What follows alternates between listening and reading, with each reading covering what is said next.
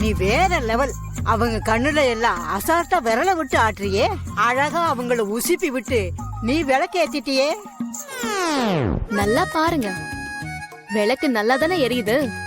ஆனா பண்ணாத தப்புக்கு என்னையே தப்பு சொல்றீங்க. நான் சொன்ன விஷயத்த இவங்க தப்பா புரிஞ்சுக்கிட்டாங்க. இப்ப பாருங்களேன், என் மேல தப்பு இல்லைன்னு ப்ரூவ் பண்றதுக்கு இப்ப நானே விளக்கேத்துற மாதிரி ஆயிடுச்சு.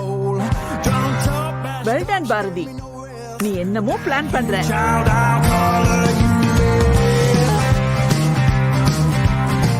அம்மா, நீ மைண்ட் வாய்ஸ் நினைச்சு சத்தமா பேசிட்டு இருக்கமா? அடி பொடி இவளே, நான் ஒண்ணும் மைண்ட் வாய்ஸ்ல எல்லாம் பேசல. அம்மா, ஏற்கனவே விளக்கு விஷயத்துல இந்த வீடு பத்தி எரிஞ்சிட்டு இருக்குமா? நீ வேற ஏமா படுத்துற? அம்மாமா ப்ளீஸ்மா, பேசாம இருமா. சரி சரி, புலம்பி போர் அடிக்காது. இப்ப என் பர்ஃபார்மன்ஸ பாரு. சரி சரி, பாரதி சொன்ன விஷயத்த பவானி தப்பா புரிஞ்சுக்கிட்டாங்கன்னு நினைக்கிறேன். இதுல யார் மேலயும் எந்த தப்பும் இல்ல. நல்ல காரியத்துக்கு போறோம்.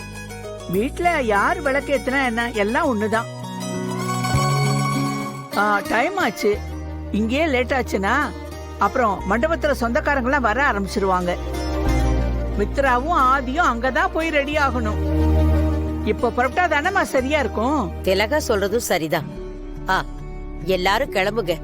நல்ல நேரம் முடியறதுக்குள்ள மண்டபத்துக்கு போய் சேர்ந்துடலாம். வாங்க வாங்க வாங்க.